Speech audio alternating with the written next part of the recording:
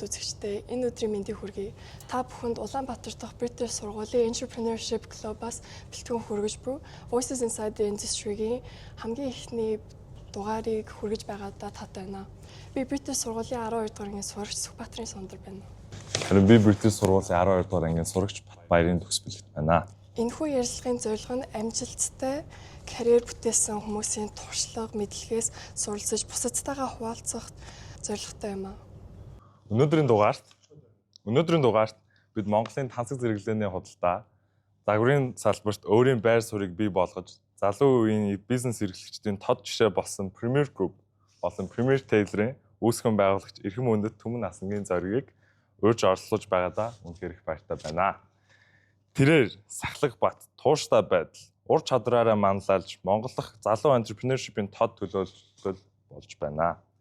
Сайн байна уу Зориг ахаа? За сайн байна уу, урьж оролцуулж байгаад баярлалаа. Өнөөдөр бидний урилгыг хүлээн авч цаг зав гарган хүрэлцэн ирсэнд маш их баярлалаа. За. Өнөөдрийн маань интервью 5 хэсэгт ингэж хуваагдсан байгаа. Тэгээ одоо бүгдээр эхний хэсгээр явж байна. За тэгэхээр та өөрийгөө бидэнд товчхон танилцуулж тэ ямар ажил эрхэлж байгаагаа танилцуулж болох уу? За намайг Зориг гэдэг. Би одоо 36 настай.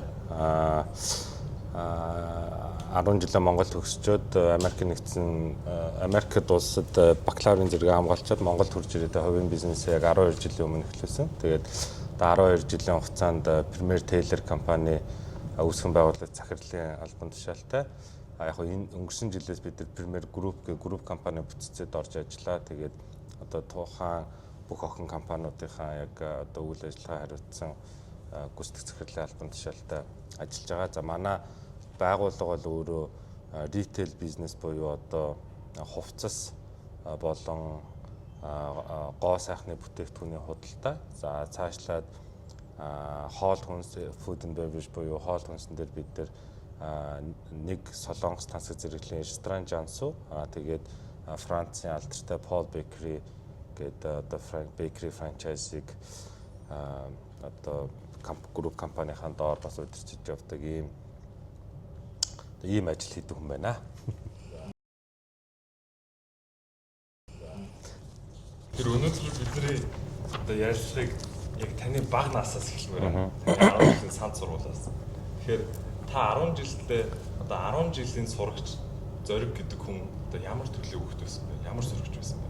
Би 1-8 дугаар анги хүртэл хорооллын 93 дугаар сургуульд сурч исэн. Тэгээд би 8 дугаар ангиа төгсөөд 9-10 дугаар анги яг төгсөх ангидаа санд сургууль руу шилжиж сурсан. Яг уу айгу нийтж олон найзтай хөдөлгөөнтэй тэгэл одоо юм болгон жоох идэвхтэй оролцдог тийм хүүхэд байсан. Би яг санд сургуультай болон 93 дугаар сургуультай байхдаа химийн олимпиадын баг, англи олимпиадын багт бол байсан. Яг манай ээж өөр хоёул эмч хүмүүс байдаг. Тэгэхээр төрсөн цагаас минь хойш бол намайг эмч болно гэж одоо ярьдаг. Тэр утгаараа нэг хим физикийн хичээлүүдийг жоохон сайн үзэх тийм сонирхолтой байсан. Гэхдээ яг хуу хүсэл эрмэлзэл бол илүү нөө бизнесийн чиглэл рүү байсан болохоор 8 дугаар ангиа төгсөөд ер нь автагаа ярилцаа за бизнесийн чиглэлийг хөөе гэж бодсон. За 10 жил байхаасаа ерөнхийдөө жоохон одоо манлайлах ур чадвар гайгүй сайтай их сургуультай ороод ч ерөнхийдөө дандаа багийн ахлагч болж альва нэгэн одоо ихтгэлүүдийг презент хийхэд бол одоо дандаа урдчилж гарч хийдэг ийм төлөвлөгөөтэйсэн. Тэгээд 10 жилдээ байхдаа 8 дугаар ангиас өнөө 7 дугаар ангиас нөө илтгэх урлагийн тийм дугууланд явж тийм клубуд орж исэн. Тэр утгаараа ер нь нэг жоохон өөрийгөө илэрхийлэх чадвар сайтай бусдын өмнө гайгүй ярьцдаг. За тэр одоо давуу талаа ашиглаад магадгүй багийн ахлагч болоод одоо нэг жоохон презент эдэр хийх тийм давуу талтай хүүхдээс юм болов. Хоёрдугаарх нь ер нь жоохон бүр багтаа бол би ер нь нэг жоохон нэг тийм хүснээ авч болдог гэсэн нэг тиймэрхүү одоо хүмүүжлийн арга барилаар ч гэдэг юм намайг хүмүүжүүлсэн одоо айгүй юм гэж дандаа намайг одоо сайн байна мундаг байна гэж одоо яадаг ч юм тэ эрхлүүлдэг ч гэдэг юм. Тэр утгаараа яг өөртөө айгүй ихтгэлтэй. Тэгээ ер нь альва зүйлийг заавал болгож чадна гэсэн нэг тийм одоо дотоод одоо хүчтэй мөн чанартай хүн гэх юм уу. Хоёрдугаарх нь ер нь жоохон залхууд уу нөгөө бас одоо багаасаа жоохон ирэх өссөн хүүхд болохоор тэр юм ер нь жоохон залхууд уу тэр нь хүмүүсээр ер нь ажлыг айгуу сайн хийлгэх чадвартай гэх юм. Тэр зөв залхуу тий нөгөө хүмүүсийг учрыг нь болоод ажлыг нийлүүлдэг. Тийм. Тэгэхээр нэг тиймэрхүү хүүхэд байсан бол 10 жилдээ тийм тэгээд сан сургуульд ороод бол илүү нэг жоохон математикийн гүнзгийрүүлсэн анги гэднэрт ороод ер нь нэг жоохон гүйлгээ ухаан би ер нь математикт айгуу дуртай. Математик өөрөө нөө аль нэг problem solving байдаг. Өгүүлбэртэй бодлого юм эсвэл нэг дээр нэмэх нэг тэнцүү хийдвэ гэдэг чинь проблемыг solve хийж штэ. Тэгэхээр сан сургууль амар их юм тоо бодуулдаг. Өглөөнөөс орой хүртэл тухайн үед чинь нөгөө өглөө бараг 9-өөс орой 5 хүртэл хичээл ордог. Тэгээ санд чинь хагасаа өдөр бас хичээлд ордог гэсэн. Тэгээд айгуух тоогоор нүдүүлдэг. Тэр нь ийм жоохон юм problem solving skill-ийг сайжруулсан. Хоёрдугаарх нь математик чинь өөрөө хүнд нэг тийм analytical зан чанарыг бас суулгачдаг юм шиг байгаа юм. Тэгэхээр бизнесийн орчинд бол ер нь хүн тийм аналитик юмыг анализ хийж одоо чадах тийм скиллтэй байх хэрэгтэй. Хоёрдугаар нь бас нэг бизнес хийж байгаа ч гэдэг юм уу удирж байгаа хүний хувьд бас тодорхой хэмжээнд хамгийн сайн миний хувьд ч хамгийн сайн мэддэг зүйл нь жоохон тодорхой хэмжээ математик гэж боддог. Ягаад тэгэхээр санхуугаараа л ер нь бас бац шүү дээ. Хянана шүү дээ. Хяналтаа санхүү дээр гарч ирдэг. Тэгэхээр энэ баг насны team скиллүүд нь одоо миний амьдралд одоо ингэж эргээр нөлөөлж байна даа л гэж хэлэх юм да. Саяны одоо таны хэлсэн 8 дугаар анги цанд сургууль руу шилжээд тэгээд өмнөх таны ингээд подкастыг уншиж сонсч үзэхээр та 8 дугаар анги хүртлээ хими олимпиадад ороод та эмч болох хүсэлтэй байсан. Гэхдээ 8 дугаар ангиад төгсөөд таны аав миний хүү Монголын эмнэлгийн сектор бол 10 жилийн дараа гой болохгүй байна. Тэгээд чи өөрийнхөө дуртай чиглэлээр яваарай гэж хэлсэн. Тэгээд та тэр дараа шууд би бизнесмен болно гэж хэлсэн тийм.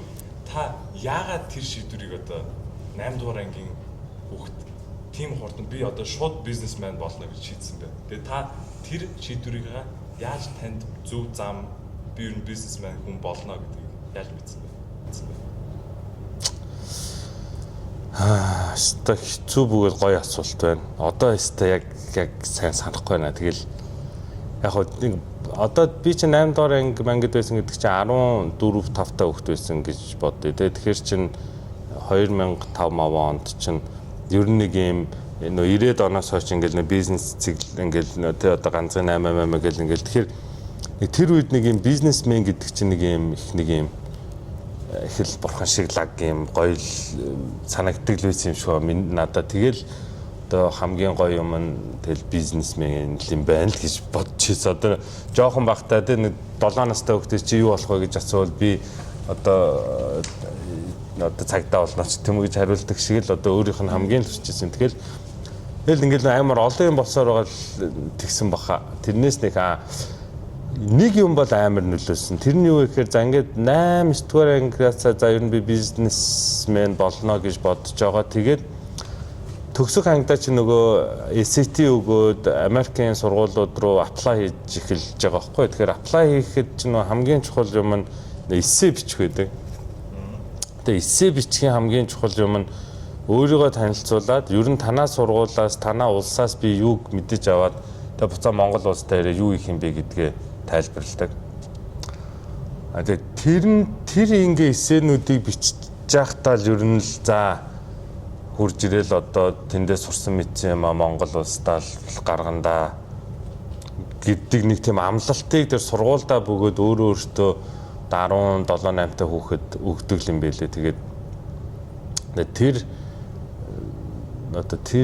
тэр надаас одоо ингээ бодогдоод байд ч тийм баг бахтаас тэгцэн нь буцаж Монголдоо хурж ирээ. Тэгээд бас яг ингээд тэнд ингээ сурсан юм а Монголдоос хэрэгжүүлээд байгаа юм болов уу гэж. Тэгэхээр манай сургууль дээр ийм Кембрижийн хөтөлбөртөө болохоор 9 дугаар ангийнхаа 4 сард бид нэр IGCSE хөтөлбөрийнхаа хичээлүүдийг сонгодог байхгүй. Тэгээ IGCSE хөтөлбөр маань 2 жил явдаг 10 11 дугаар анги. Тэгээд 11 дугаар ангийнхаа дахиад 4 сард A-level хөтөлбөрийнхаа сонголтуудыг хийдэг.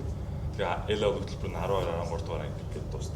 Тэгэхээр бид нар бол 9 дугаар ангийнхаа сүүлийн үед хүүхдүүдийг та нар ирээдүгөө ингээд хамгийн багаар нь бодож эхлэв тий. Одоо би тоо боддог хүн болмоор байна. Би тоондоо дуртай, эсвэл би англи хэл дуртай, би англиар ингээд хүмүүсийг сонсох лежүүчээр тийм юм надад их дуртай. Тэгэхээр чиглэлээ юм мэдэрэй гэж хүсдэг. Тэгэхээр таны хувьд санд сургуулийг яг төгсөөд таны одоо ирээдүгөө та хэрхэн төсөөлсөн бэ? Ямар юм зорилготой байсан бэ?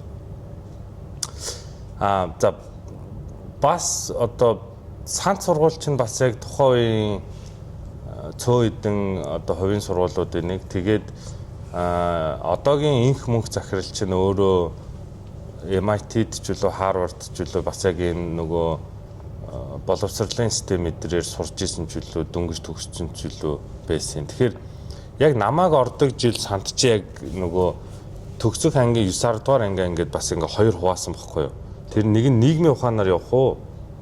Эсвэл нөгөө одоо биологийн ухаанаар явах уу? Биологийн ухаан гэдэг нь илүү одоо эмч одоо юу гэдэг нь тий физик, хими эдрийг үнзгэрүүлэх үү? Эсвэл тий нийгмийн ухаан руугаа буюу илүү бизнесмен ч гэдэг юм уу, хуульч, эрх зүйч ч гэдэг юм уу, нийгмийн чанартай ажиллах болох. Тэгэхээр яг танаа сургууль шиг одоо юм нэг төгс бол болов. Гэхдээ яг нэг тийм шилжилтийн үед байсан. Тэгээ би бол ер нь бас яг тэр 9 дугаар ангиасаа тэр нийгэм гэдэг рүү бас ингээл жоохоо ингээл одоо ороод ойлгоол ингээл явж исэн гэсэн үг тийм. Тэгэхээр ер нь бас төгсөх ангитай байхдаа тодорхой хэмжээний чиглэлээ бас ингээд сонгоцсон бол байсан.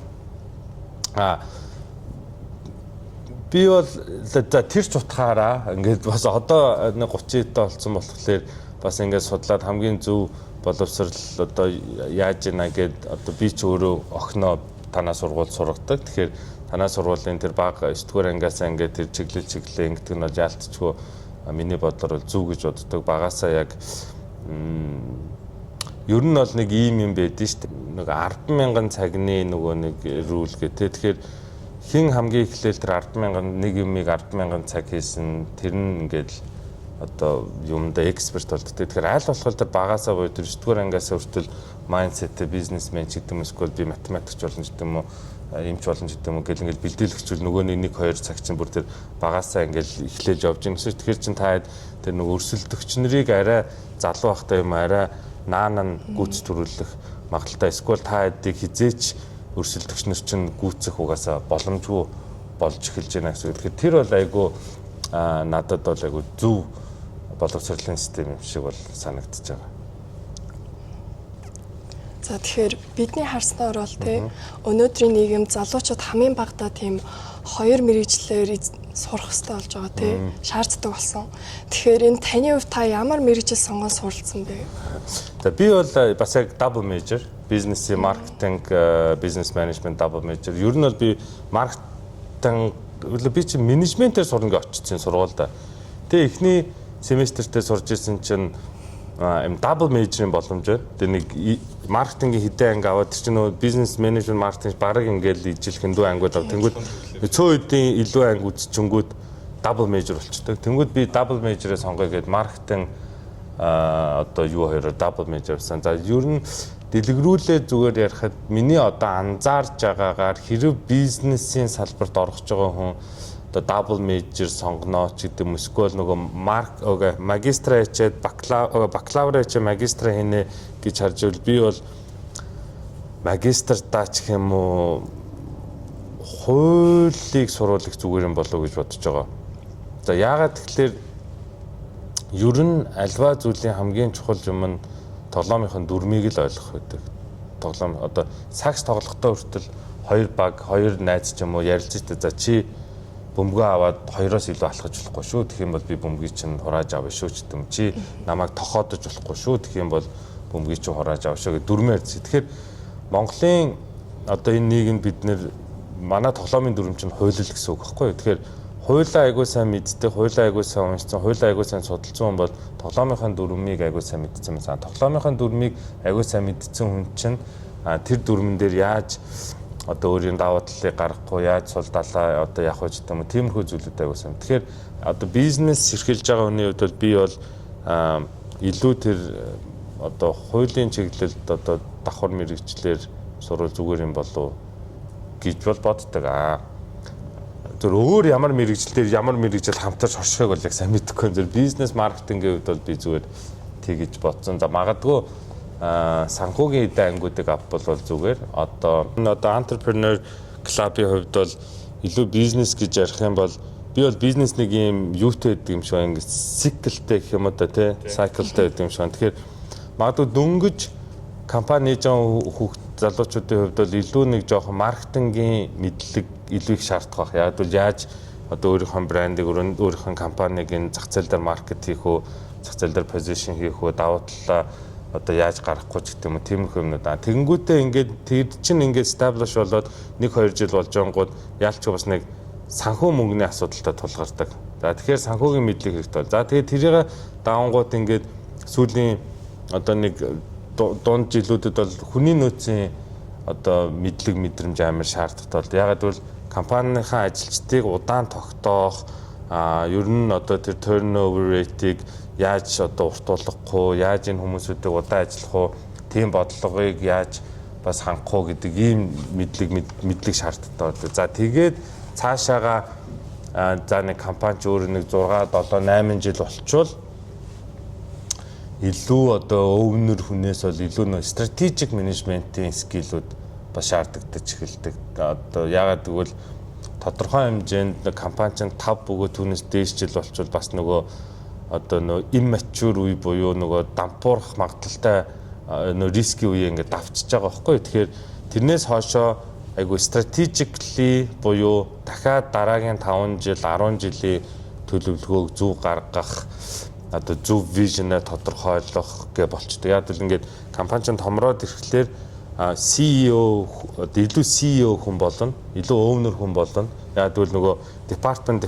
функцийг хариуцах менежерүүдтэй болчихлоор илүү өдөр тутмын ажиллахаас илүү яг CEO-гийн үүрэг гэдэг бол компанид вижнаар хангах, компани калчрыг тогтоох, компани яг одоо bottleneck буюу одоо яг ингээд тулгамж байгаа яг асуудлуудыг шийдэх гэдэг юм team skill-үүд шаарддаг. Тэгэхээр ингээд одоо хөгжлийнхөө үе шатвар одоо шин мэдлэг одоо хэрэгцээтэй болдог. Тэгэхээр энийг манай ээж бас нөгөө эмч гэсэн бас багш хүн болохоор тэгж хэлдэг байхгүй юу? Ангаахыг сургуульд багшлахдаа оюутнуудаа юу заадаг вэ гэхээр байнгын сурч хөгжих ёстой гэдгийг л заадаг. Тэрнээс өнөөдөр магадгүй энэ өвчнийг энэ имээр эмчилж ивэл магадгүй жилийн дараа тэр нь өөр имээр эмчилдэг болд юм аа. Тэгэхээр мангар эмшгэл өнгөрсөн жилийн шиг имээр л эмчлээд ээж болохгүй. Тэгэхээр хамгийн сурах чухал ёстой юм одоо оюутан хүний хувьд ч гэдэг юм сурагч хүний хувьд бол би ингээд байнгын сурж явах ёстой юм байна гэдэг тэр хабитэнд л орох ёстой. За тэгэхээр одоо таны Америк нэгдсэн улсын Миннесота дахь Saint Scholastic гэх сургуулийн талаар хэлсэн. Тэгэхээр та тэнд суралцж байхад таны тулсан хамгийн бэрхшээлтэй тийм хэцүү зүйл ба хамгийн дурсамжтай тийм memory байгаа юу те? За яг нэг нүгэл надад амар амархан байсан. Өстэй амархан байсан. Надад ерөөсөө тийм хэцүү санагдаагүй. Тийм амархан байд юм л гэж бодсон. Тэгээд за коллежийн гэдэг юм уу оюутны амьдрал бол үнэхээр хамгийн гоё амьдрал байсан. Одоо янз байдаг юм билээ л дээ. Зарим хүмүүст бол айгүй хэцүү амьдрал. Надад бол ерөөсөө бүр мэдгүй хамгийн л аз жаргалтай хамгийн л гоё. Үнэхээр ч их хичээлээ хийсэн, library тондог гэсэн үнэхээр ч их одоо house party-нд орж исэн. Үнэхээр л тийм гоё байсан. Айгүй жижиг сургууль байсан, private. Тэгээд ингээд нөгөө international оюутнуудтайгаа айгүй нийлдгээс одоо хүртэл миний одоо хамгийн хоёр сайн найз нэг нь англи, нэг нь швед хоёр найзууд одоо ингээд жилд бар 2-3 удаа бид нар байнга л уулздаг. Lifelong найзуудтай болсон. Бэрхшээлтэй нэг гайгүй нэг тулгаараагүй. Тэгэд би ерөнхийдөө нэг summa cum laude гэдэг нөгөө higher honor гэдэг юм 3.75-аас дээш нөгөө юу гэдэг лээ одоо GPA-тэй төгссөн. Тэгээд яг миний одоо өөрийгөө одоо магтаж хэлэхэд миний яг аттестатн дээр хэдэм одоо нийт одоо 8 семестрт нэг хэдэн хичээл үзтiin тий нэг 32 40 хичээл үзтiin юм би нэг хичээл дээр B юм л гэдэг бусд бүгд A юм л гэдэг тий.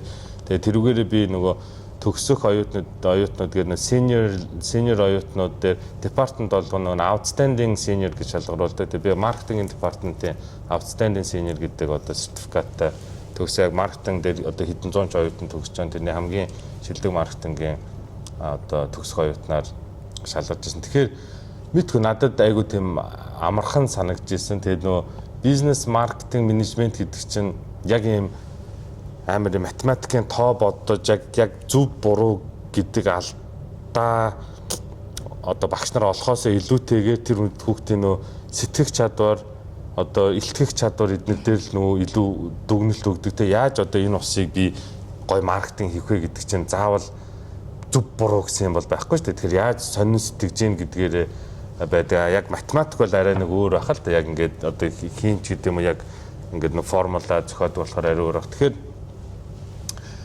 жоохон нэг тийм илтгэх ч гэдэг юм өөрийгөө илэрхийлэх чадвар сайн байсан болохоор ч тэр юм уу тэрүүгээрээ тэгээд цаашаа аваа гарцсан шүү дээ. Тэгээд хэдий миний английн мэдлэг тийм амар сайн байгаагүй ч гэсэн ер нь бол яг тухайн үед ингээд миний англи хэл бол би бол тийм амар сайн байсан гэж бол хэлэхгүй. Гэхдээ ингээд тэрнээсээ ичхгүй ч гэдэг юм уу тэгэл одоо нэг лаг pronunciation-тэй бол биш. Тэгтээ тэгэл тэрнээсээ ичгүй одоо юм хийсээр байгаа л тэгэл айгу гоё тэгс. Одоо үнэхээр буцаж болдог бол коллеж лайф руугаа буцмаар. Тэгээ би нөө яг доромд амьдардаг байсан. Яг 4 жил одоо яг сургуулийнхаа нөө out of campus бол амьдраад campus амьдрах надад амар гоё байсан. Амар олон юм тэгээ би сургуулийнхаа нөгөө юм wellness center буюу одоо gymд нэг юм receptionist хийдэг. Тэгэл их л гоё л байсан. Айгу л гоё байсан. За. Та тэгэхээр одоо Монголд ийм сан сургуулийг төгсгöd таны мөрөөдөлтэй байсан байгаа тий. Та тэгээ гадагшаа явхад тэр мөрөөдөл чи одоо яаж өөрчлөгдсөн бэ? Гадаад тийм view-г авч тэр нь хэрэг өөрчлөгдсөн бэ? За. Стэ гоё асуулт байна. Яг гэвэл би чинь дандаа өмнө ярьслах хөхтэй нөө өөрийнхөө юм ч өөрөөсөө хөвшин хүмүүстэй ярьжсэн болохоор тэр хэдэн асууж асуулт нөр. Та хэд залуу жоох хөхтэй болохоор асууж асуулт. Яг ингээд эргээгээд нөгөө та хэдийн насан дээр очлоор бас ингээд мартчихад идэм байна. Би нэрээ багтаа юу мөрөөдчихсэн бэлээгээд ингээд ер нь айгу гоё юм байна.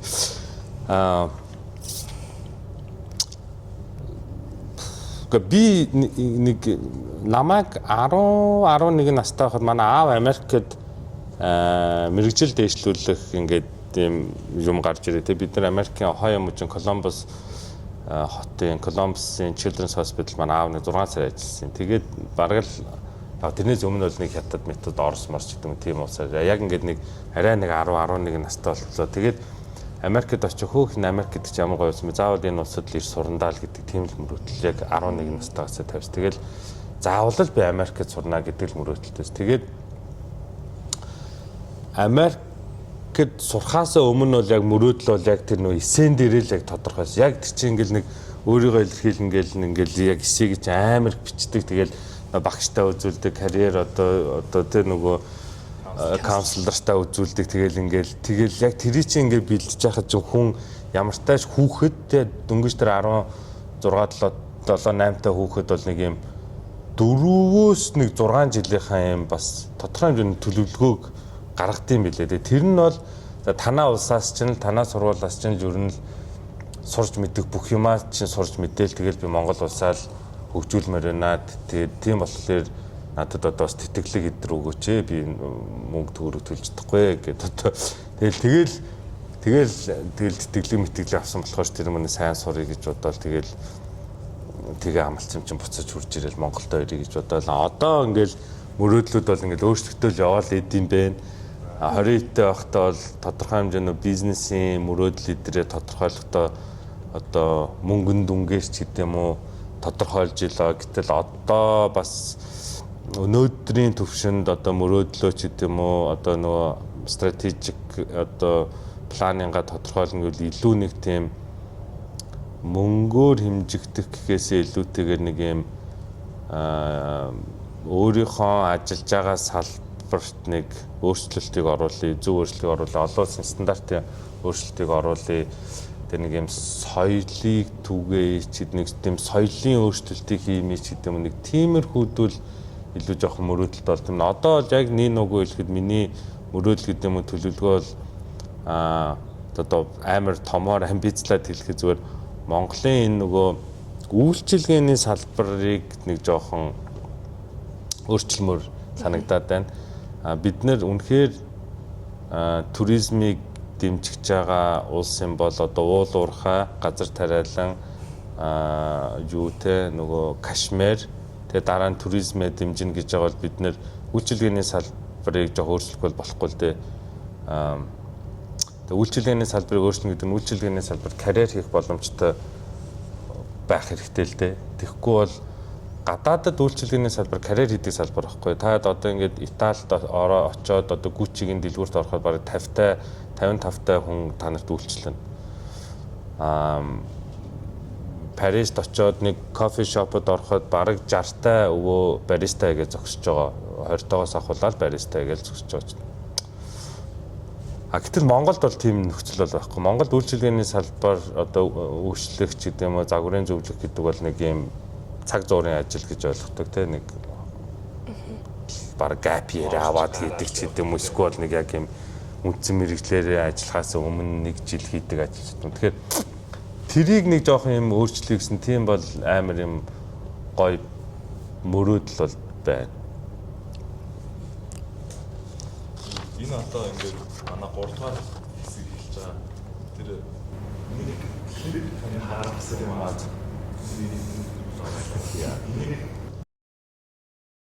Манай хэлбэр нь Made to Measure service буюу бизнес хэмжиж авч үзтэй. Юу гэсэн үг вэ гэхээр бид нэр үйлчлүүлэгчийн биеэс хэмжиж авч яг өөртөө нь таарсан, биеинд нь суусан костюм, пижак, цамц, холтой бутаг зэргийг олж үйлчилдэг юм гэдэг. Танаас хэлсэн костюм, пижак Солонгосын Harrison Taylor компанид орж үйлдвэрлэгддэг байгаа. Harrison Taylor компани 1967 оноос хойш үйл ажиллагаа эрхэлж байгаа. Солонгос улстай 5 салбар дэлгүүртэй алдартай компаниудын нэг. Учир нь бидэнд Италийн янз янзын брендийн материалууд байдаг. Жишээлбэл Ermenegildo Zegna, Canonico, Belgul's Escobar, Италийн Loro Piana зэрэг брэндүүдийн материалууд байдаг. Тэгэхээр бид энэ материалын яардаг наадах эрхийг авахын тулд тухайн улсын салбар дэлгүүрүүдээс нь зөвшөөрөл авдаг. Манай хийдэг костюм пижак Италийн костюм пижактэй энэ зэрэгцгөөж чанартай юмаа гэдэг батлах нэгэн тод жишээ. Ерөнхийдөө манайхаар захиалсан хүмүүс дунджаар 3-аас 4-7 хоногийн дотор костюм бэлэн болдог. Энэхүү сервис Made to Measure сервис нь дэлхийд даяар бол ерөнхийдөө 1 сараас 2 сарын хугацаагаар хийгдэг ийм сервис байдаг. Эрчүүдийн төгсгийн маягийг бид урлана. Зүгээр нэмж асууад та саний клипийг хараад юу гэж бодож байна? Одоо ингээд 10 гаруй жилийн дараа дахиад харахад ямар сэтгэл төрж байна? Яг би 23 таа байсан. Би хаяа үзтiin ба. Нэг жилдээ нэг үзчихтiin. Яг ер нь ямар байлаа гэдэг. Би өнгөрсөн жилээс үзчихлээсэн л да. Нэг шөнө ганцаараа суужаад. Таад манай найзуудтай үзүүлээд идэв жоохон шогож моглох гээд. Би бол яг ингээд юу яг мэдхгүй байна. Яг юу хийж хариулахаа. Ямар ч тач жоохон байсан. Тэгтээ бас нэг амар жоохон харагдтгүй л байсан юм байна. Тэгэл яг л анхаал эхэлж исэн л үе миний Viva City-д дөнгөж дэлгүүрээр нээсэн 23 таа. Та юу манхасцэн хөшөөг дарж байна. Би Америкаас төгсөж хурж ирчээд MCS Properties Holding гэдэг компани маркетинг ажилтнаар эхлээд ажилд орсон. Тэгээ би яг 10 сар л ажилласан. Тэгээд яг тэр үед энэ Viva City хотхон яг хийж дуусаад тэгээд би яг ажилласаа 6 сарын 1-нд гарч исэн. 2022 оны 8 сарын 1-нд ажилд ороо 2023 оны 6 сарын 1-нд гарсан. Компани бол би 2022 оныхаа 12 сард байгуулсан. Тэгэхээр MCS-д ажилд ороод нэг 4 сар болж байгаа компани бол байгуулсан. Гэхдээ яг 6 сарын 1-нд гарсан. Тэгээ 6 сарын 1 бол Viva City хотхны яг нээлт болж исэн. Хүүхдийн баяраар гэдэг. Яг тэр ивентийг хийчээд гарч исэн. За миний хувьд бол би маш зөв сонголтыг карьерийнхаа одоо эхлэлийг гэдэг юм маш зөв тавьсан гэж би бодоо. Одоо хүртэл би маш баяртай байдаг. Яагаад тэгэхээр MCS групп бол миний бодлоор Монголын хамгийн шилдэг одоо яг гадаадтай энэ зэрэгцүүд соёлыг нэвтрүүлсэн тэгээд тэр системд бүрдсэн мондог компани гэж боддог. Тэгээд яг би энэ компанид 10 сар ажиллахдаа ер нь компани бүтэц ямар байдیں, флоу ямар байдیں, хоорондын харилцаа ямар байдیں ч гэдэм яг юм компани гэж нэг одоо нэг Америкт нэг юм гэдэг ном үзсэн маа шүү дээ. Тэгээд яг ингээм амьдрал дээр байгаа хамгийн лаг компанид нь орж байгаа болохоор компани гэж нэг юм байд юм бэ штэ гээд тэгээд нэг иймэрхүү компани байгуулвал энэ ингээд Монголын хамгийн лаг компани гэж үнэлэгдэм байна гэл нөгөө theory тэгжил утчихсан.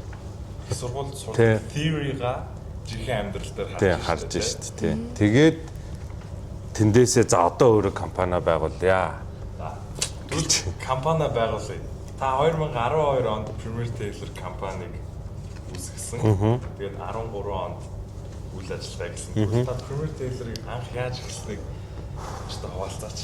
За юу 3 дугаар курсээ төгсөгчл Монголд хурж ирээд тэгээд манай ээж эрүүл мэндийн яамд ажилладаг байхдаа зөвлөх нь шивэд хүн байдаг байсан. Тэгээд шивэд хүнээс манай ээж асуусан юм билээ л дээ. Ингээд та ингээд мундаг юм хүн манай хүү одоо бизнес удирдлагаар Америкт одоо эрхчил төгсөөд ирнэ. Тэгээд одоо гадаад хүний нүдээр Монголд ямар бизнес ер нь явах юм шиг байна гэж асуужсэн. Тэгээд шивэд зөвлөх манай зүг зүйлсэн байхаа за Монголд бол ажлын хүчний хомсдол гэж бол асар их байд юм байна. Ажлын хүчний одоо чадамж гэж айгүй том асуудал байна. Тэгэхээр аль болох аутсорс хийх боломжтой бизнесийг эхний ээлжинд хийвэл шууд одоо өөрсдийн давуу тал дифференшиэйшнийг бол Монголд бол хийж чадах юм байна. Тэгэхээр яг одоо миний ажлын хүчин Монгол хүн байх юм уу гадаад хүн байх юм уу гэдэг дээр одоо давуу талаа үүснэ л гэсэн үг л дээ. Тэгээд хэд хэдэн салбар санал болсон. Нэг нь бол IT-ийн чиглэл байсан. Нөгөө Монголд ийм офстой мөртлөө бүх код модыг хятад юм инэтгэл бичиж болно шүү дээ. Ингээд аутсорс. Тэгээ нэг нь бол энэ хослол байсан. Тэр нь бол тэр шивэд хүн харахтаа Монголд бол ийм хослолын үйлчлэг бол баг байдгүй юм байна. Тэгэхдээ ингээд Солонгос ч юм уу Таиланд явахад бол энэ бол ингээд тав алхаал байна. Тэгэхээр гадаадд хийл монголчууд бол хослол бол ойждох байх. Гэхдээ бас ингээд захиалганаад ингүүл ийм боломж байна гэж хэлжсэн. За тэгээд байжидэл надаа уг нь хамтран энэ компани үүсгэн байгуулсан залуу маань тухайн одоо Central Tower-т байсан Ermenegildo Zegna гэх брэндд бас ажилладаг байсан. Тэгээд бид хоёр яг хуу хамтрий гээд одоо төгсөх курстэй хамтраад хойлоо энэ бизнесийг яа би бол маркетинг чиглэлийн хариуцсан. Та бол одоо илүү одоо энэ дэлгүүрт ажилладаг чинь дэлгүүрээ хариуцаа яваа гэсэн. Гэхдээ бас гэр бүлийн шалтгааны улмаас хамтрагч маань одоо дэлгүүрээ нээгэл 2 сарын дараа тэгэл гарс одоо өөрийн хүсэлтээр бол ингээ гарсан дээр би ганцаараа үлдчихсэн. За би бол яг их сургуулаа төгсгöd бол аав маань одоо намайг сайн төгслөө гэдэг нэг машин авч өгч ирсэн Америкаас. Тэгээд тэр машинаа нэг хурж ирээ нэг 100 унаал тэгэл зараал одоо хөрөнгө оруулалт хийж исэн. Тэгээд нөгөө залуу маань бас хүн амтнаас мөнгө төгрөг зээлч лөө бас ингээ хөрөнгө оруулаад хийжсэн. Тэгээд анх бол яг одоо юугаач мэдгүй тэгээ Солонгос руу ямартай билет аваад тэгэл одоо тухайд одоо ямарч мөнгөгүй бүр ингээд түндэмүү хэсэгт юм одгүй зочид буугаад тэгээд ороод шижиглээд шууд гараад Uniqlo ороод ийм бүтэн ийм нөгөө унтлахны хувцас пажама аваад яг л унтахаас шижиглээд байгаа юм чинь тийм буудал чинь тэгэл тийм пажама аваад тэгэл нэг 6-7 чөлөө хансан тэгэл ерөөсөө ер нь л тэр Солонгосын бүхэл гудамжаар ингээл алхаал ингээл Тейлер гэсэн газрууд руу хаалган тогшиж ороод ингээл Монголоос явж байгаамаа хамтаж ажиллах гэсэн ингээл тэгэл явсан. Тэгээ зөндөө газраас нөө гэж хорио. Тэгээ яг Монгол нисгийнхаа өмнөх шөнө нь бүр орой 6 цагийн үед 7 цагийн үед нэг газар олоод тэгээ азар тийшээ орсон чи харин сонирхчийн хамтарч ажиллах боломжтой маргааш хамт хоол идэхүүхээр билетээ дахиад нэг шөнө хойшлуулаад тэгээд хоолнд ороод тэгэл одоо хамтарлынхаа гарааг бол эхэлсэн. Тэгээд амар бол ерөөсөө байгаагүй, амар хэцүү байсан. Тэгтээ бас шантраагүй. Би 23-тай, манай дүү 13-тай хамтрагч маань гарцсан, ажиллах хүнч байхгүй, 23-тай хүнтэй ч одоо ямар ч хүн цагтлаа гэдээ ажиллаж идэв. Тэгэл одоо тухайн үед чинь тийм сайхан цэвэрлэгч аавна гэж бол байхгүй. Төрөний Vivacity-гийнхаа дэлгүүрийг тэгэл дүүгээ дуудаж байгаа л хоёулаа хамтдаа шалын угаагаал, нойлын угаагаал тэгэл өдөрж өөрөө тэндээ байгаа л хүнтэй ч хөнгөө байгаа л маш их алдаануудыг бас гаргасан. Гэхдээ би нэг юмд айгүй баяртай байдаг. Тэр нь Монголын үйлчлүүлэгч нар бас айгүй юм гоё юм байлээ гэж боддог. Тэгээд бид нар ингээд нөгөө P1, P2 гэл нөгөө кастомеруудаа ингээд дугаарлаа шүү дээ. Эхний кастомер 200. Тэгээд эргээд харахад миний хамгийн эхний 100 кастомер би маш их алдаа гаргаж ирсэн байхгүй. Тэр чинь 23 дахь хэд ингээд хэмжээ аваад би зөндөө алдаа гарсан. Том жижиг нарийн бүдүүн аавч гэдэг. Тухайн үед бол яг энэ хослолтыг бас яг яаж таарах ёстой гэдгийг судлаад байгаа боловч өнөөдөр шиг бол сайн мэддэггүй. Тэгвэл өнөөдөр ингээ эргээд харахад одоо манай P1, P2, P30-40-ууд стил манайхаар үргэлжлүүлээстэй байдаг. Тэгээд миний тэр хүмүүс бас юм бизнесмен хүмүүс байсан. Тэгээд бизнесмен хүн ер нь бизнесмен хүнийгээ их дэмждэг юм шиг байлаа Монголд. Яг л яг алдаа гарч болно гэдэг тийм юм сэтгүүтэй. Бизнесмен биш хүн бол үйлчилгээ авч бол барыг чаддаггүй. Алдаа гарч бол уурлаад идэг. Яг бизнесмен хүмүүс бол тэгэд ингээд юм нэг юм тэр нэг юм чадчих болгочих хийчих гэсэн тэр хүсэл эрмэлзэл бол хүнд хамгийн үнэлэгддэг хүсэл эрмэлзэл юм байлээ. Тэгэхээр болохгүй байгаа ч гэсэн болгочих гэсэн тийм хүсэл эрмэлзлийг манай үйлчлүүлэгч нар магадгүй надаас болон манай компаниас харсан болов. Тэгээд тэр нь ч тэр өнөөдрийн амжилтанд хүрэх гээд бол их нөлөөлжсэн. Тэгээд айгүй хэцүү үеүтэй бол тулгарч ийсэн. Ер нь бол хамгийн хэцүү үед нь ер нь санхүүтэй холбоотой үе. Тэгээд хүний нөөцтэй холбоотой үеуд л ер нь айгүй хэцүү байдаг. Яг ясман дээр компаниас ч бол хин л болгон гараа авчиж болдог. Тэгэл яг өвнөр хүн бол тэгэл өөрөө л тэгэл шавар цуусан шар ийдсэн ч тэгэл сайхан үлддэг. Тэгээ тэр бол амар хэцүү байдаг. Тэгэхээр ингээд одоо over the одоо 12 жилийн хугацаанд мэдээж маш олон энэ компаниг хамтдаа босголцсон хүмүүсчтэй ингээд ажлаас гарах үеуд бол байсан. Тэд нар бол айгүй хэцүү байдаг. Тэгээд угаасаа хүний нөөцийн хичээл дээр үздэг нөгөө шинэ ажилтан авах зардал хуучнаа keep хийхээс хамаагүй өндөр байдаг байхгүй амар зардалтай. Хоёрдугаарх нь түрүүн хэлсэнчлэн манай ээж хоёр бол зүгээр л яг эмчил хүмүүс байсан. Яг л их насад ажилладаг. Тэгэл яг юм төсвийн цалинтай. Тэгэхээр тэм хөрөнгө оруулах том боломж бас байхгүй. Эсвэл банкнаас зээл авъя гэхээр одоо гаранти хийчих компани бас байхгүй. Эсвэл банкнаас зээл авчих гэхээр ийм одоо том одоо олон сая төгрөгөөр үнэлэгдэх үйл хөдлөх хөрөнгө бол байхгүй. Гэхдээ хүүхэд нь амбицлаад идэг те лаглаг дэлгүүрний чи сая гэчигээ тэгэл банк занкнаас нөө гэдэг хариу аавн яг бас ингээд амбишн байгаа боловч хүнжлийнхаа хэрээр хөлөөж ийн гэдэг шиг тэ өөртөөхөө financial боломжид бас тааруулсан инвестментүүдийг ч гэдэг юм ингээд хийж авч ирсэн. Тиймэрхүү зүйлүүд нь л ер нь жоохон одоо бото жоохон хэцүү цаг үе бол байсан. Айгуу хэцүү цаг үед бол байсан тийм. Тэгтээ нэг юм хизээч одоо унтраагүй гэх юм да тэр нь би өөрөө яг энэ хийж байгаа салбартаа өөр амар дуртай. Бизнесмен хүн бол ямар салбар одоо барилгач хөрж болно, уул уурхаж гэдэг юм уу, газар тариалан ч гэдэг юм эсвэл янз юм хийж болно шүү дээ. Тэгэхээр би бол яг өөрөө энэ үйлчилгээний салбар тэр дундаа юм хувцас загварын салбарт бол амар дуртай юм билээ. Тэгэхээр би ажиллаа хэцүү байсан ч гэсэн би нэг ажил гэж харахгүйгээр яг хобби гэж бол харсан. Тэгээ одоо юутай зүрлэхэнд одоо яг тамирчин хүнтэй ч юм уу зүрлэнсоо тамирчин хүнчтэй тэр өглөө 6 цагт боцоод л одоо сэлээл өдөр бэлтгэлэл орой бэлтгэж амар хэцүү шүү дээ. Гэхдээ тэр үн тийм пашнтай тэрийг юм одоо хоббигоо гэж хүлээж авсан болохоор тэрийг ингээд даун одоо ментал ч гэдэг юм уу физикли даван тулж чадаад байна гэж болоо ш. Тэгэхээр яг одоо залуучуудаа бас хэлэхэд ямар ч юм хийхэд бол хэцүү. Бүр түүц ажиллуулах ч хэцүү. Бүх юм яг адилхан хэцүү. Тэгээд уул уурхай нь илүү хэцүү, түүц ажиллуулах нь арай амархан гэж юусоо бодож болох аль аль нь хэцүү. Гэхдээ энэ хэцүү байдлыг бол миний бодлоор бол яг тэр тухайн сонгосон салбартаа passionate байгаа тэр passion л тэр хэцүү зүйлийг л даван туулах тэр одоо хүчийг өгнө. Тэгэхгүй тэр passion байхгүй бол хүн бол за хэцүү хамчтай болчих дөө гэл тэгэл болчихсох юм байл. За та тэгэхээр ийм костюм пижак бол дотроо их олон төрөл юм байдаг тий. Та тэгэхээр яагаад Монголд тий энэ bespoke tailoring гэдгийг нэвтрүүлэе гэж бодсон бэ? Тэгээд энэ одоо юугаараа онцгой вэ? За нэгдүгээр ер нь хувцас загварын хамгийн хаан нь бол хослол. За тэгээд bespoke хослол гэдэг бол өөрөө аартахгүй урлаг. Яг бол bespoke гэсэн үг. Яг өөрийн чинь илэрхийлж байгаа, өөрийн чинь биеэр ингэж байгаа.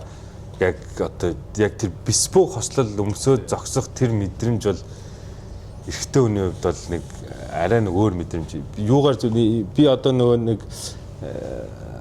эмэгтэй хүн гэдэг нэг юм титэм зүүх мэдрэмж чинь нэг юм нэг өөр нэг та нар бидний авахгүй нэг тийм өөр мэдрэмж байгаа шүү дээ. Яг тэр чиг bespoke хослол өмсөө зогсох тэр мэдрэмж эрэгтэй хүнд нэг юм хүчтэй ингээ яг өөрийгөө илэрхийлж байгаа нэг тийм яг тийм мэдрэмж авдаг.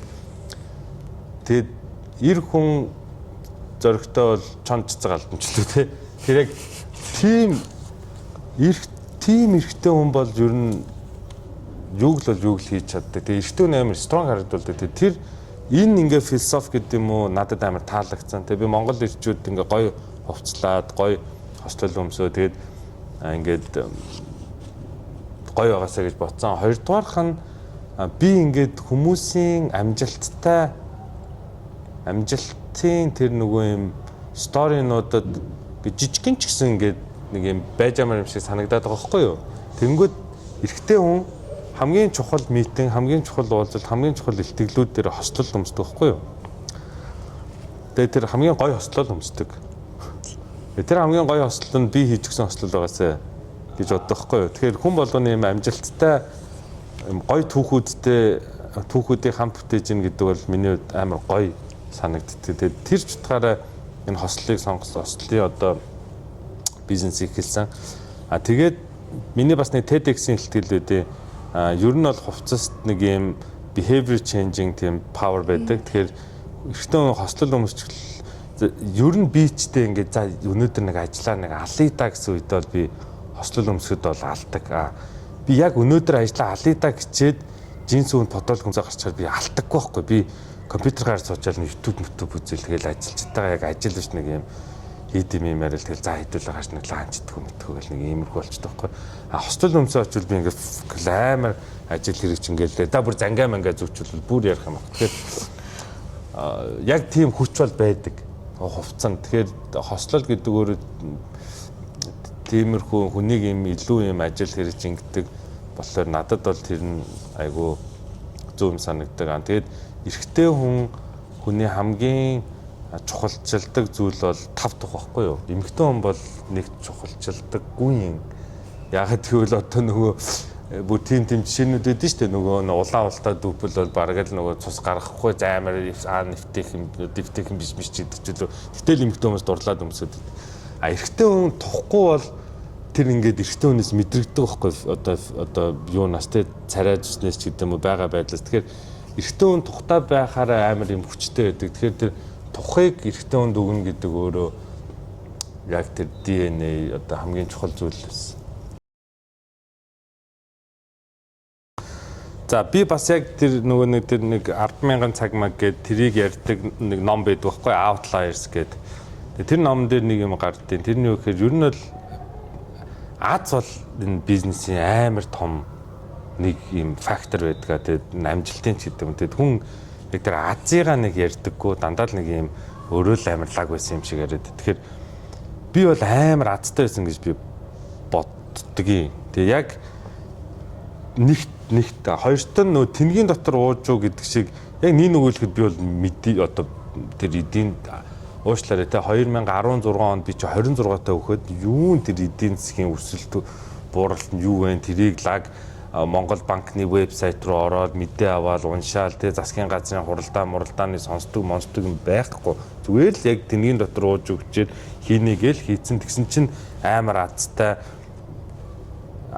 юм шиг эдийн засаг нь мяарангууд хамаг брэнд нь гараа авчингууд яг тэгэнгүүт манайх ганцаараа үлдэнгүүт бараг л монопол юм шиг өөр сонголтгүй ч гэдэг юм амар юм сонь азтай 19 оны 8-9 сард бид нэр аам дэлгүүрийг нээсэн баггүй. Тэгэл 20 он ковидтой ер нь бол тэгэхээр аам дэлгүүр чи ерөөсөө нэг жил хүрэхгүй ажиллаач үлээ тэгэл ер нь хаалга барьсан шүү дээ бас ковид үеэр тэгсэн чинь за ингээл дампуурд юм байна гэж бодсон чи азар гэдэг юм уу одоо шулуунтай хэлэхэд 2-3 жил Монголдо чойжлогч орчин Монголоос хувц авахаас аргагүй болцсон нөгөө баахан Сеул Токиогоос авдаг тий Парисаас авдаг юм чи Монголоос авахаас 3 жил Монголоос авчгаар чинь тийм shopping habit тогтсон шүү дээ. Тийм тэгээд авч болд юм байна. Тэр нь бас манайд амар юм азтай ийм тохиолдол болсон. Тэгэхээр нэг талдаа тийм айгу азтай байсан юм бэлээ. Тэгээд нөгөө талдаа бол одоо стод тэгж бод яг л нэг юм гоё ингээл яг тэр циклүүд нь ингээл таараа явцсан шүү дээ. Бизнесийг амар амархан гэж боддог. Нэгт бизнесийг амар амархан гэж боддог. Бизнесмен хүнийг айгүй юм стрессгүй, бизнесмен хүнийг өөртөө цаг зав гаргаж чаддаг, өөрөө захирлын болохоор гэж боддог. Even одоо манай 7 настай охин хүртэл та захирлын үедээ өнөөдөр бараг л гэртээ амарч чачдаг ч гэдэг. Бараг л нэг тиймэрхүү юм. Тэгэхээр тэр амар буруу ойлголт. Гэтэл яг бизнес эрхлэнэ гэдэг өөр амар хэцүү. Өглөө оройгүй. Ер нь бол хүний мөнгө үрэх шиг амархан юм бол байхгүй. Өөрийнхөө мөнгийг үрэх бол аюу хэцүү. Тэгэхээр нэг төсөтгөхүүн дээр хоёр төсөтгөхүүн чи нойр хоолгүй л ажиллана. Хагас бүтэн сэнгүй л ажиллана. Дургу өрөхөд бол нөгөө компанид ажиллаж байгаа хүн бол дургу өрөхөд уучлаарай 6 цаг болчлоо миний 5 цаг болчлоо гэж яваад өгч болно. Бизнесмен хүн бол бараг тэгж чаддгүй юм да. Тэгээд нэг бизнесмен хүн гээл нэг юм сайхан завтай гольф тоглоал байж идэг гэл энэ бол пропаганда. Би бол Монгол улсад хизээж тийм хүн одоогор бол олж хараагүй байна. Од жаргал захирал одоо хүртэл офс дээр байнга бай. Баатар сайхан захирал одоо хүртэл офс дээр Нэмташргаа одоо хүртэл тэдний ийм ингээд над түүгээр ажилладаг системийг одоогор л зохиож байна. Elon Musk одоо хүртэл дэлхий дээр хүртэл тэгж чадсан юм. Тэгэхээр энэ ингээд л одоо ингээд үхтлээл ингээд ажиллаа л байна. За тэгээд том мөнгө, том стресс. Хүний хамгийн их стресстүүлдэг зүйл бол мөнгө. Financial stress хамгийн их чиг нь хаашаа. Гэтэ financial stress өөрөө амар хэцүү стресс ихгүй юу?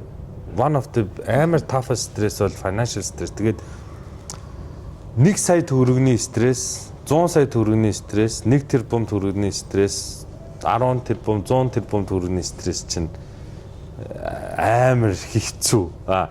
Магадгүй сая төгрөгийг яаж хийж байгаа наагур цаагур гэж байгаа зохицуулаад ингээ олоод одоо гаргаад өгч болно. Найз нөхдөсөө зээлээд за дараа нь найз нөхдөсөө зээлээд тэгсэн чи өмнө дампуурлаа гэхэд одоо өөртөөгөө хувц ундраа зараач гэдэм ядаж барьж байгаа уцаа зараад маа гэд тэр сая төгрөгийн өгч болно.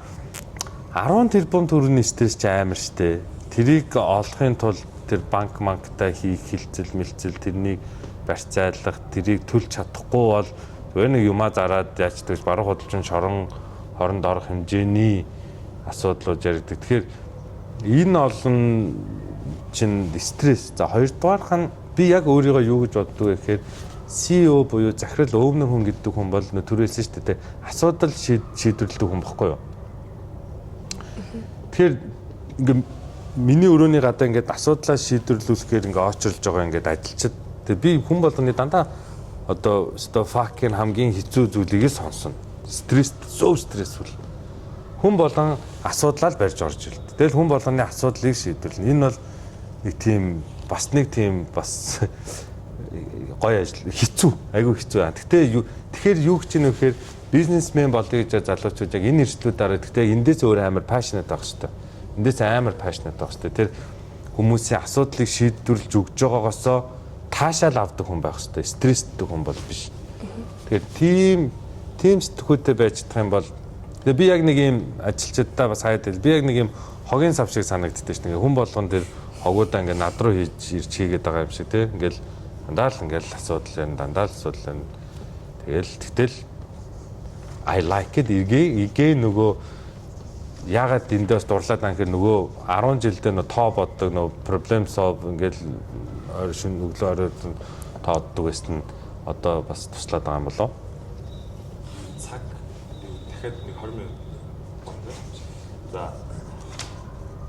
таныг тэгээд одоо би энэ ярьслаханд бэлдээд судалсан. Харин 8 лаг судалсан. Надад одоо ингээд судлаад сонсоод би олон шөнө ингээд бас таныг сонсоод судалж үзсэн.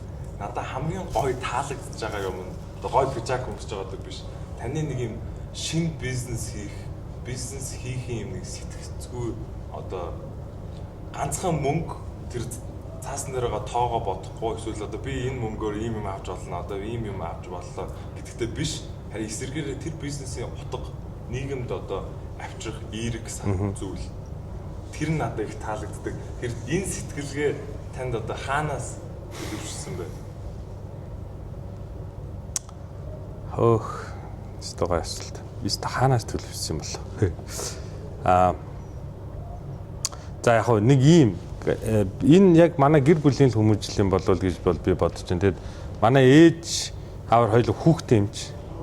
Тэгээ эмч хүмүүс чинь ер нь нэг одоо хүнийг эмчлэе гэдэг дандаа юм одоо цайлган сэтгэлтэй ч юм зөв сэтгүүтэй хүмүүс үүдэг.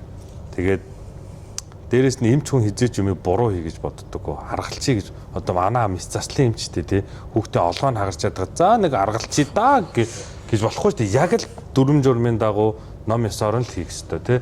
Одоо манай ээж ингээ хүүхэд нь мэдгүй ангинта түрээд ирэхэд за аргалчий дөө шал өөр юм өгч дөө гэсэн юм бол байхгүй тий. Яг л юм дүрм журмаар нь тэрний үр дүн гарна гэдгийг юм ойлоо. Багасаа тим гэр бүл төссөн болохоор ер нь юмыг яг л дүрм журмын дагуу яг сайн чанартай хийх хэлжтэй. Тэгэх юм бол үр дүн гарна гэдгийг бол би ойлгосон. Зүгээр ингээд яг чи яг гоё хэлж чинь тэгээд би яг сарын өмнө L'Oreal Group дээр очиж уулзаа. Тэгээд би яг захиралтай нь би ярьсан байхгүй бид нар ингээд 2 цаг гаруй уулзаа. Тэгээд би бол мөнгийг бол нэг тавьдаггүй маа гэсэн чи шууд ингээд агуу санаагүй чи чинь бизнесмен юм биш дээ бараг л наад чинь таалагдахгүй байх гэсэн бохгүй тэгвэл би ч одоо миний партнер болох ч байгаа хүн яг одоо мөнгийг нэг тавихгүй бол гэхээр би үгүй байж та буруу ойлгоод байна мөнгийг би нэг тавихгүй гэхдээ би юу prioritize хийж байгаа нөхөр би ямар ч юмыг би зөв хийчихэ гэж бодож байгаа би яг ингээд соёлын төвөж ингэж чаа тэгэх юм бол eventually мөнгө нь угаас ороод ирдэм билээ нэг юм нэг тим юмнууд байдаг чинь нэг хит алхахгүй баригдах юм хийж яадгийн ч гэдэг юм уу те тэгэхээр нэг юм хоёрын хооронд юм чинь тэгээд ийм шорт терм бохгүй юу тэг өнөөдөр таалагдж бол маргааш тэрийг нь мэдээ за болио гэж хэлж бол тэгэхээр одоо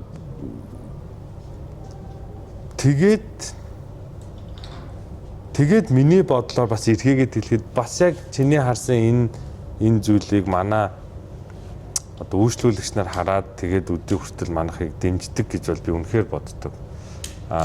Би компанийнхандаа бүр яг өчигдөр хэлж ирсэн we don't sell products. We need to sell our cause гэхгүй юу. Би зүгээр бүтээгдэхүүн бол зармааргүй байхгүй. Би зүгээр Gucci-ийн цүнх бол зармааргүй байхгүй. Яагаад би Монгол Gucci-ийн цүнхийг авчирж ирсэн бэ? Gucci гэдэг брендийг оруулж ирсэн бэ гэдэг тэр cause бол зармааргүй байхгүй. Why гэдэг. Тэгээ энэ бол миний хувьд гэдэг юм уу манай компанийн хувьд бол хамгийн чухал зүйл юм шиг санагддаг. Тэгэхээр яг ер нь нэг зөв явбал зөөлөн зам болон ч гэдэг лөө те. Тэгэхээр ингээл ямартай ч юмыг зөв хийхэд тэгээд юм хийж буруутахгүй. Тэгээд юмаа зөв хийгээд фейлдж ивэл тэгээд би компаниас нэг ажилтаас нэг юм асуу. Та нар нэг асуултыг заавал өөртөөс асуурай. Би Би өөрийнхөө зүгээс хийж чадах бүх юмаа хийсэн юм уу гэдгийг л асуугаарай. Би өөрийнхөө зүгээс хийж чадах бүх юмаа хийчихэд байхад би фейлдживэл тэр нь шаналаад байх зүйл байхгүй байхгүй юу? Би өөрийнхөө зүгээс хийж чадах бүх зүйлээ хийчихэд манай компани фейлджвэл уучлаарай энэ бол одоо Монгол улсын эдийн засаг Монгол бол одоо тэрнтэй холбоотой би фейлдж байгаа байхгүй. Тэрийг бол би контрол хийж бол чадахгүй шүү дээ. Тэгэхээр би өөрийнхөө зүгээс бүх юмаа хийснэ гэдэг чинь би ямар ч тач өөрийнхөө зүгээс бүх юмыг амар зөв сайн хийчихэд ахад фейлджвэл одоо дүр зэрэг ан. Гэхдээ дийлэнх тохиолдолд бол тэр бол нэг фейлддгүү. Тэрийг үйлчлүүлэгч нар ч гэдэг юм уу харж идэг. Тэгээ тэр л хамгийн чухал зүйл юм санагддаг шүү дээ.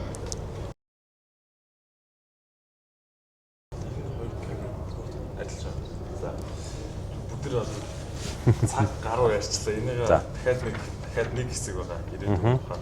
За энэ дөрөвдүгээр хэсэгт босгоч. Юу нэг товчхон яа. Тэгвэл танд одоо үлгэр дуурайл болдог ментор хүмүүс та Kobe Bryant их дуртай гэж ярьж ирсэн. Тэгэхээр одоо Kobe Bryant-аас эхлээд хүний ментор гэдэг бол амьдралаар одоо би арай мэдэхгүй гэхдээ миний таамаглаж байгаагаар амьдралын турш олон удаа өөрчлөлдөг. Багтаа илүү тийм спортын тоглогч тэгээд ирээдүйд өөрийнхөө ажил тэ бизнес тэр талын хүмүүстэй илүү ойрхон болдог баг.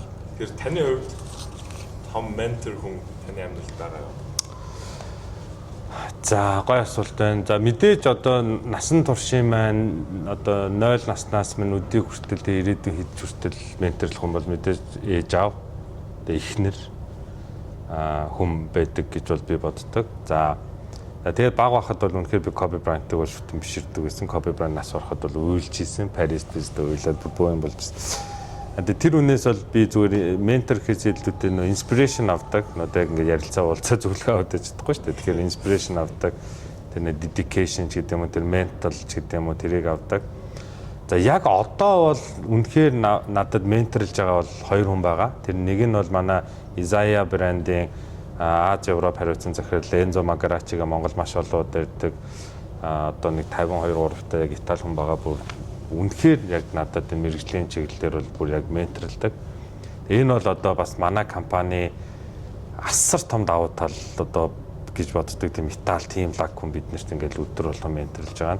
Хоёрдугаарх нь Парисын Doro компани захирал Наташа Ганиве гэдэг одоо манай ментор гэх юм уу, манай консалтинг компани байдаг. Тэгээ яг тэднээс бид нар бол яг илүү одоо энэ аам дэлгүүрийн гэдэг юм илүү энэ эмэгтэй fashion, high fashion брэндүүдийн талаар бол яг бүр яг мэрэгжлийн одоо зөвлөгөөнүүдийг авдаг. Монголд бол би 2 ирхмийг бол яг inspiration бол авдаг. Нэг нь бол MCS group-ийн Од жаргал захирал, нөгөөх нь Шунхлаа group-ийн Бацаахан захирал. Бацаахан захирал бол хаяадаа бол яг надад менторлдог. Би одоо personally таньдаг болохоор ингээд цаг авч уулзаад яг асуух юм бол асуудаг. Тэгээд тэр 2 хүн надад inspiration ч болдог, mentor ч болдог гэж бол би боддог. За мэдээж энэ дунд бас хилээгүй зөндөө лаглаг Монголын бизнесмэнүүд байгаа. Амар азар, бас ингээм амар азтай. Нөгөө тансаг зэрэглэлийн үйлчлэгээ эхэлж байгаа болохоор энэ дийлэнхтэй бизнесийн өвнөрүүдэд би үйлчилж байгаа. Тэгээд амар азтай ингээ би нөө хэмжээ авдаг болохоор би нөө personal space-ийг эвдчихдэг байхгүй юу? Одоо шууд би энд нь хүрээл шууд ингээд мүр зүрэнд нь хүрээл. Тэгэхээр би ингээд Монголын энэ мондог бизнесмен эрхмүүдтэй те түрүү ингээд ярьж илаа. Премиум группийн гангар захирал байна. Summit группийн гамбат захирал байна. Одоо тэгээ одоо хуучин Shark-ийн төвшин ах байна, Shark амраах байна гэдэг юм. Энэ хүмүүстэй ингээд азар ингээ манай өөрчлүүлж гэдэг юм ингээд ийм харилцаатай болсон. Тэгээд ингээд дотн болчихлоор амар хэм одоо менторшипийг ингээд авдаг те зүгээр л нэг манайхаар орж ирж нэг кофе уух хэмжээнд ч гэдэг юм. Тэгэхээр нэг тийм бас айгу азтай ажил хийдэм бэ лээ. Тэг хүн дээр үед бол яг нэг тийм яриад байдаг шүү дээ. Хүн өөрийнхөө эмч, тейлер, жолооч 3-тайгаа айгу юм дотнод бүр англи манглийн дээр үеийн л юм шиг байгаа юм те. Тэгээд нэг тейлер, мэйлер нэм болохоор ч гэдэг юм уу бас ингээд нэг юм айгу юм тийм ойр дотны. Тийм. За. Тэгвэл та энэ их олон бизнесийг одоо удирдах явж байхад стресс дарамттай их тулгарч байгаа шүү дээ. Тэгэхээр та одоо өөрийгөө энэ burnout-аас юу яаж хамгаалдаг вэ?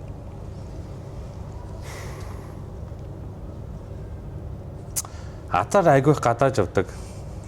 Одоо ажиллаар айгүй их гадааж явдаг. Тэгээд тэр нэг орчингоо солих чинь яг энэ стресстэй л эндэл байгаад байвал хүн стресстэй л байна л да.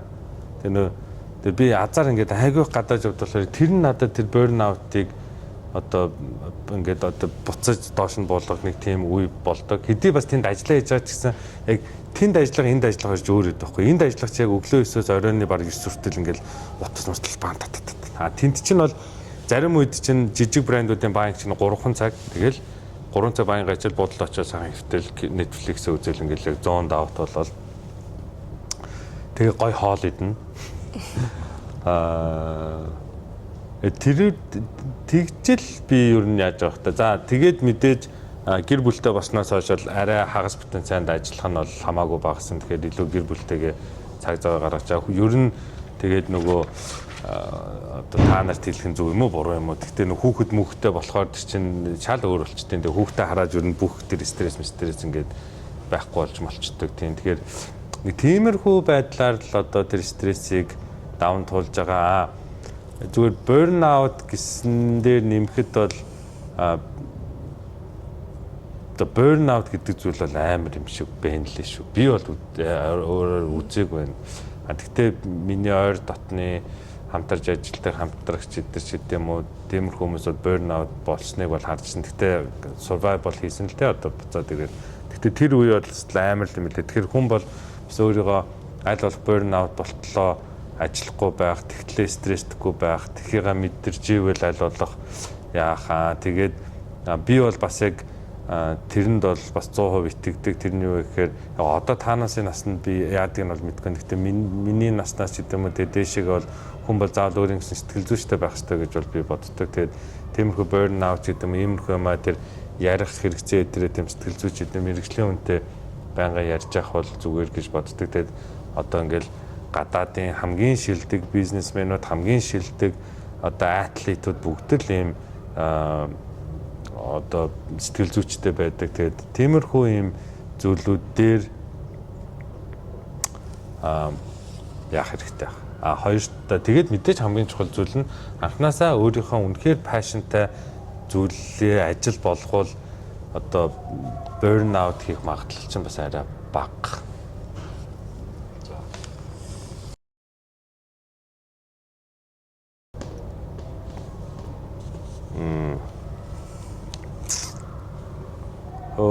Хэцүү юм биш үү? 12-т дөнгөж анх бизнес.